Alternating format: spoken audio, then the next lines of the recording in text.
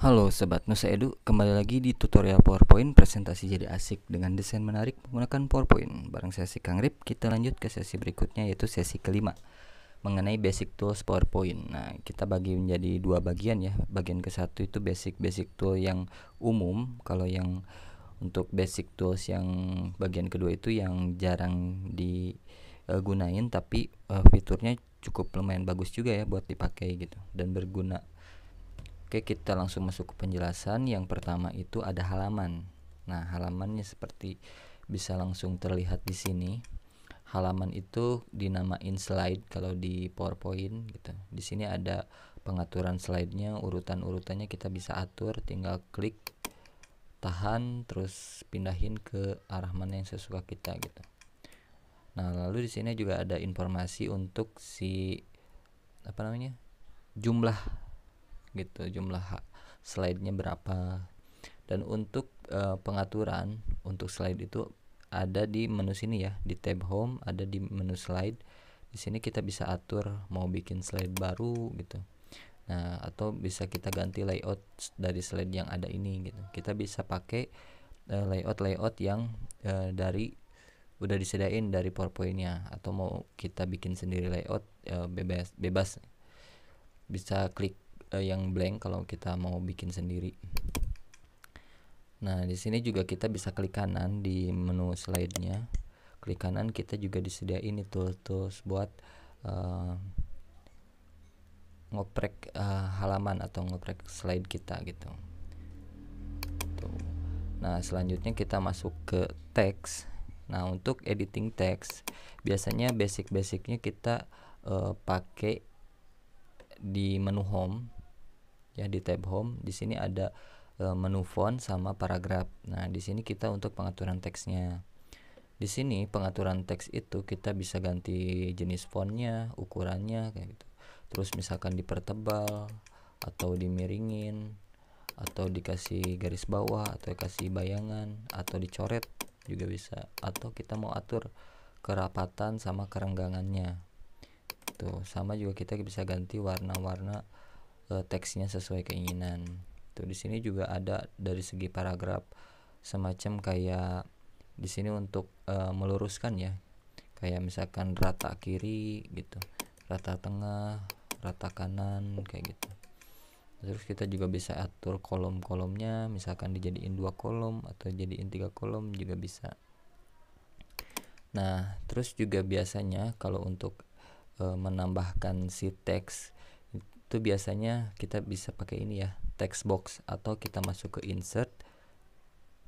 Nah, yang ini text box, kita klik aja langsung di halamannya, kita langsung bisa ngetik gitu teksnya. Oke, selanjutnya kita masukin objek ya. Untuk masukin objek toolsnya ada di tab insert. Lalu misalkan yang paling sering sih digunain pasti ya gambar gitu. Paling sering itu gambar. Kita kalau klik gambar di sini kita langsung bisa masukin gambar dari komputer atau laptop kita. Terus selanjutnya ada clip art. Nah, kalau clip art ini tuh gambar-gambar atau ilustrasi atau audio video yang udah disediain sama si pihak Microsoft ya gitu. Dan kita bisa nyarinya secara offline. Kalau offline-nya terbatas sedikit gitu, kalau online itu bisa banyak gitu. Dan kita kalau misalkan mau nambahin tinggal klik aja objeknya. Nah, otomatis bisa masuk langsung ke slide kita gitu. Nah, selanjutnya juga ada yang paling sering itu ada dari shape ya. Shape itu bentuk-bentuk dasar gitu. Ada garis, ada kotak, ada lingkaran. Nah, itu kita bisa pakai semuanya, dan dari bentuk dasar ini kita bisa ubah-ubah juga bentuknya gitu. Nah, terus selanjutnya yang paling banyak itu text box, teks ya, untuk masukin teks. Nah, tadi udah dijelasin. Biasanya juga yang paling sering ada di audio sama video. Nah, di sini video kita bisa masukin dari laptop atau komputer kita gitu. Terus bisa dari website juga, bisa jadi dari clip art juga yang kayak yang tadi mobil. Nah, selanjutnya di sini juga audio bisa dari file komputer, bisa juga dari clip art ya, atau bisa langsung rekaman di laptop kita gitu. untuk masukin audionya.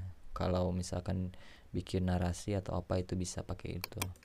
Kita selanjutnya masuk ke data. Nah, untuk objek yang berbentuk data biasanya kita ada beberapa nih yang sering dipakai toolsnya. Yang pertama itu untuk membuat tabel ya, tabel gitu. Nah, kita bisa masukin tabel secara manual atau kita masukin data yang udah ada dari Excel ke sini gitu. Nah, terus selanjutnya ada smart art. Smart art itu semacam diagram-diagram seperti ini yang bisa kita pakai ya sesuai kebutuhan, dan kita bisa edit, bisa ubah warna kayak gitu. Terus ada selanjutnya jadi dari chart itu seperti ini ya, dan bisa dipakai sesuai kebutuhan juga ya, mau bentuknya apa gitu. Dan ini biasanya datanya nyambung ke Excel juga gitu, jadi kita editing datanya ada di Excel. Nah, selanjutnya juga kita bisa masukin rumus-rumus yang ada di sini gitu.